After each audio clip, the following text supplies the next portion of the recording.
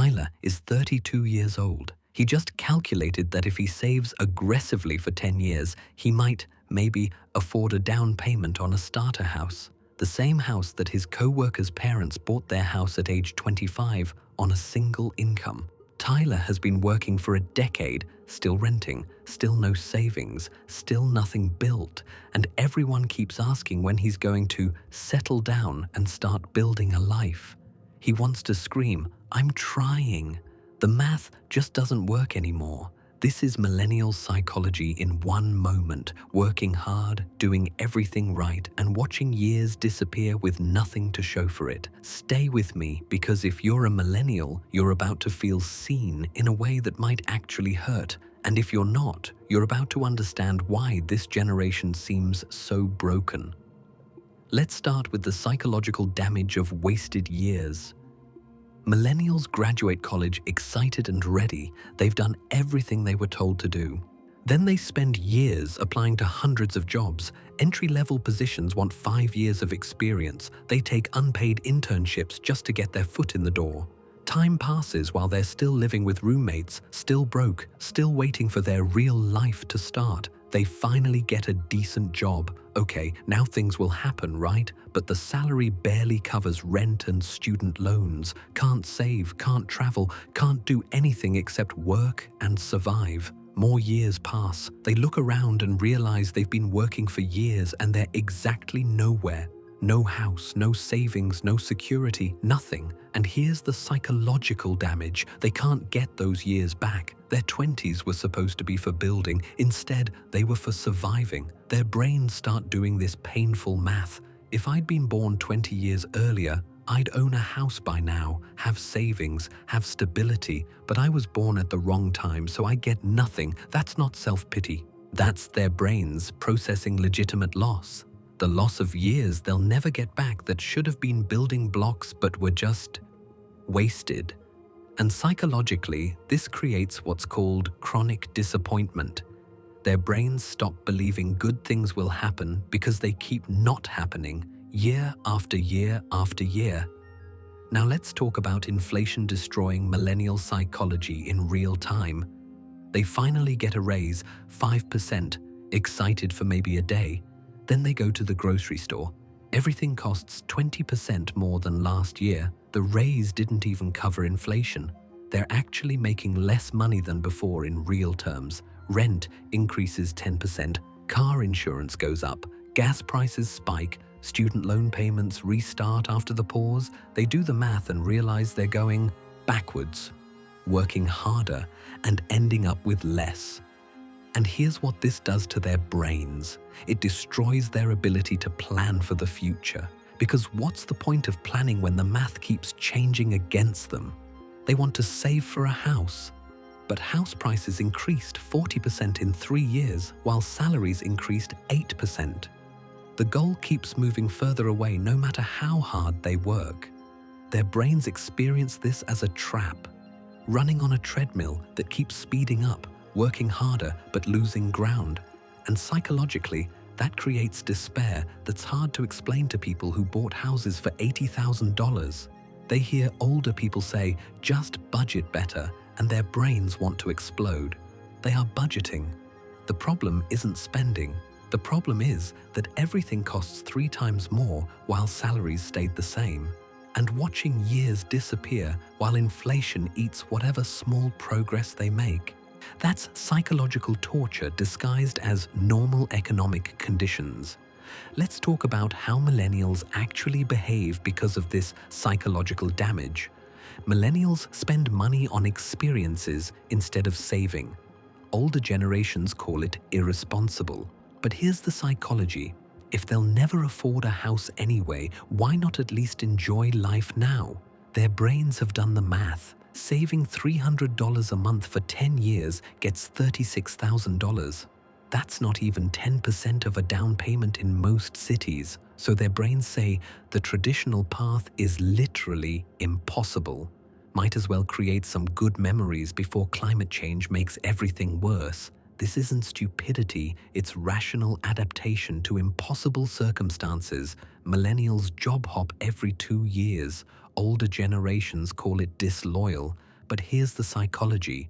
Loyalty doesn't pay anymore. Their brains watched companies lay off loyal workers without hesitation, watched pensions disappear, watched employers offer 3% raises while housing costs increased 40%. Their brains learned the only way to increase salary is to leave. Staying loyal means staying poor. So they jump every couple years, constantly rebuilding, never settling, because settling means losing. Millennials refuse to have kids. Older generations call it selfish. But here's the psychology. Their brains are doing survival calculations constantly. Can't afford a house, can barely afford themselves. Student loans for decades, no financial security, climate crisis getting worse. Their brains ask, how can I bring a child into this when I can't even stabilize my own life? This isn't selfishness. It's their brains protecting potential children from the instability they're living. Millennials are obsessed with side hustles. Older generations call it restless. But here's the psychology. Their brains know one income isn't enough anymore. Previous generations supported families on one income. Millennials can barely support themselves on one income, so their brains say, need multiple income streams. Jobs could disappear tomorrow, need backup, need safety nets. They're not restless, they're terrified, and they're trying to create security in a system designed to prevent it. Millennials are paralyzed by decisions, can't commit to careers, relationships, locations. But here's the psychology. Their brains are overwhelmed by choice, but terrified of choosing wrong. They have infinite options, but choosing any path feels permanent and risky. What if they pick the wrong career and waste more years? What if they commit to the wrong person? What if they move to the wrong city? Their brains freeze, analysis paralysis. Because they've already wasted so many years, they can't afford to waste more on wrong choices, so they stay stuck, not moving forward, not moving backward, just suspended in fear of making the wrong move. Millennials are detached and cynical. Older generations call it negativity. But here's the psychology. Their brains have been disappointed so many times they've built armor. They were promised the world and got nothing. Promised stability and got crisis after crisis. Their brains learned, don't hope, don't believe promises, don't trust systems, because hope hurts when it keeps getting crushed. So they joke about everything, make dark humor, act like nothing matters, because if they actually let themselves feel how disappointed and angry they are, they might break completely. The cynicism is protection, their brains defending themselves from more pain. Millennials doom scroll at 2 a.m. Older generations call it phone addiction. But here's the psychology. Their brains are trying to control something, can't control the economy, can't control inflation, can't control their futures. But they can scroll, see what's happening, stay informed, feel like they're doing something even though they're doing nothing. It's compulsive behavior driven by anxiety. Their brains desperately trying to manage fear by consuming information, even though the information makes the fear worse. Millennials therapy speak everything. Older generations call it soft. But here's the psychology. Their brains are trying to make sense of why everything feels so hard. They were told they'd succeed. They didn't. Something must explain this. So they learn about trauma, anxiety, depression, capitalism, systems. They develop language for their pain. This isn't weakness. It's their brains trying to understand why working hard doesn't work anymore. Trying to confirm, it's not just me.